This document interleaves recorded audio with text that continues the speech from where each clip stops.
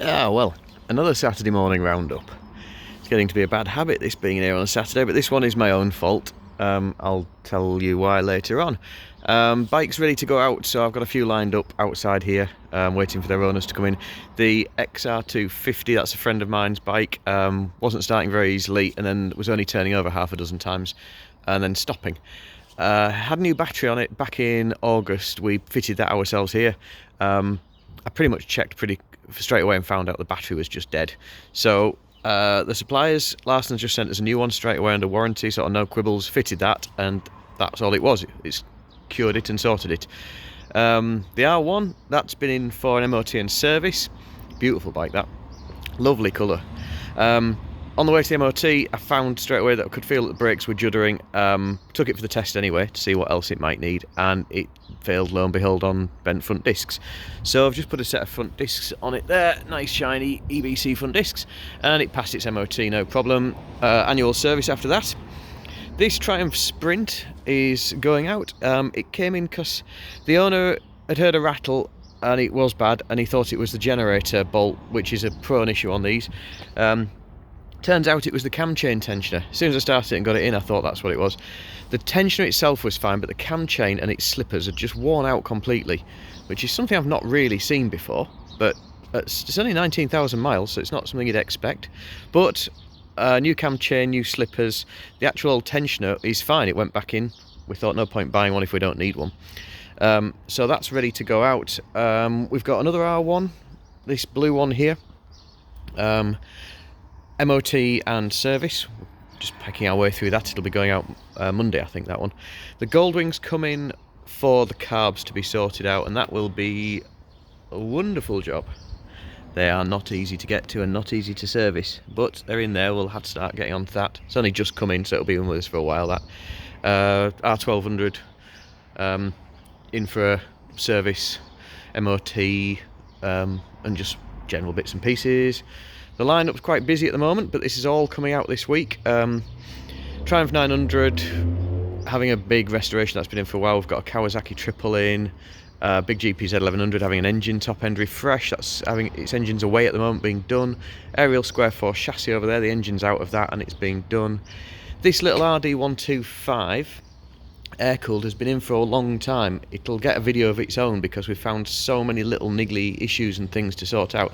It's one of those bikes that wasn't running right, and it only seemed like a minor thing, and we found probably a dozen minor things that we've put right on it, and none of them made any difference. And we've eventually got it down to a charging system fault, and I've redesigned and fitted a different regulator rectifier because the original Yamaha ones were separate items, and they're 40 plus years old and they just weren't working. So I've managed to fit in a modern single unit regulator rectifier. I'll describe how I've done that later on, but it seems to be working. We're doing some testing on it at the moment. I've got this little voltmeter tie wrapped onto the battery, onto the handlebars here, so I can ride it and watch the battery voltage and see that it's performing as it should. This CB750 is going out Monday. It's done, it's been tested, it's just waiting for a transport to take it back to its owner. VFR 400, NC30, having carbs off. Next door neighbours are in Saturday as well. It's had carbs off, all set up and done. We've put the new fuel valves in. The jets were wrong front to back cylinders, which is they get mixed up quite easily on these. If you look at the Honda parts catalogue, the front cylinder should have bigger, richer jets because it runs slightly cooler, and the back cylinder should have smaller jets because it runs slightly hotter. But there's some information on the internet which contradicts that, which people often pick up on. It says they should be the other way around. They get fitted the wrong way around, and then they start to cause problems. So we've corrected that, put 4 new plugs in, and that should be starting going soon. GS 1200 Adventure, sorry, not an Adventure. I keep calling them that just out of habit, I think. R1200 GS. Now, these are a beautiful bike, lovely colour. They just look really smart, don't they? But same MOT, annual service. It's just being finished now. It's just going through. XR250 XLX 250R engine, going back together. This came in a pretty poor state. Its cam chain had jumped off and it had jammed up underneath the crank here. But we also found that it had a bent valve. The camshaft, it had a new camshaft supplied. I don't think the old one was with it actually. Looked like one of those engines where somebody had a go at doing something and then given up. Unfortunately, while they'd had a go at doing something, they'd snapped one of the oil pump mounts. They'd snapped one of the towers on the clutch basket. So for a really rare engine, we've been trying to find parts. I've been telling the owner what it needs, and he's been going off up and down the world practically on eBay trying to find the bits. At the moment, we're just trying to source a replacement for this.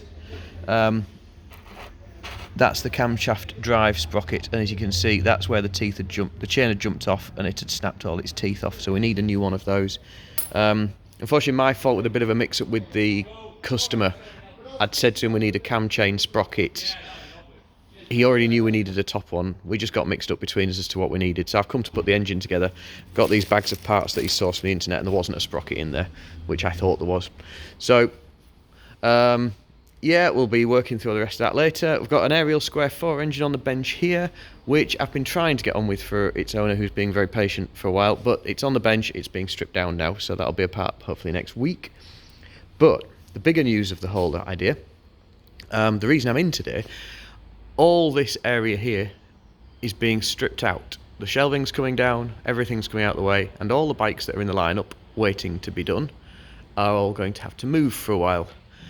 But more on that later in the week. We're practically going to be shut Tuesday, Wednesday, Thursday this week. I'll